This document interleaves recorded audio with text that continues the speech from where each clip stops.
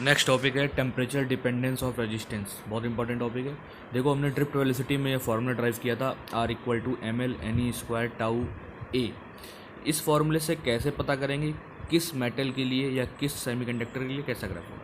ये देखो, जो पहला ग्राफ है वो कॉपर का है।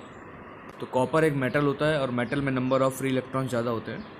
कॉमन सेंस की बात है, टेम्परेचर बढ़ाने से जो कोलिजन है दो इलेक्ट्रॉन्स के बीच में, उसके बीच में जो लगने वाला टाइम है वो कम हो जाएगा। तो टाइम कम होने से अगर नीचे की वैल्यू कम होगी तो रेजिस्टेंस अपने मन से बढ़ जाएगा, और ये बहुत शार्प तरीके से बढ़ेगा क्योंकि नंबर ऑफ फ्री इलेक्ट्रॉन्स बहुत ज़्यादा है तो कोलिजन बहुत कम समय में होगा।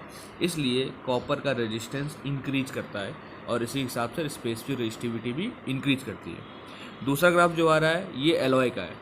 एलॉय में भी इंक्रीज करेगा पर इतना तेज़ी से नहीं करेगा, इसलिए इसका ग्राफ ऊपर की तरफ बढ़ रहा है लेकिन उतनी तेज़ी से नहीं बढ़ रहा है। इसका साफ साफ रीज़न है कि एलॉय में कुछ इलेक्ट्रॉन्स बाउंडेड स्टेट में भी होते हैं, या फिर हम बोल सकते हैं एलॉय में नंबर ऑफ फ्री इलेक्ट्रॉन्स कम होते हैं। तो टेम्परेचर बढ़ाने से इसकी रेजिस्टेंस बढ़ता है, ठीक है। इसीलिए स्टार्टिंग में बल्ब कम खाता है और बाद में ज़्यादा पावर खाता है। लास्ट ग्राफ जो है वो सेमीकंडक्टर के लिए है, प्योर फॉर्म सेमीकंडक्टर के लिए। और इंसुलेटर का भी ग्राफ ऐसे ही बनता है।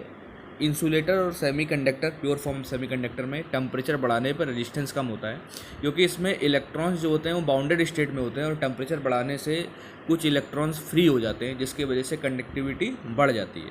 बाउंडेड स्टेट की वजह से इसमें नंबर ऑफ फ्री इलेक्ट्रॉन्स बहुत कम होते हैं। सेम ग्राफ इलेक्ट्रोलाइट्स के लिए भी होता है।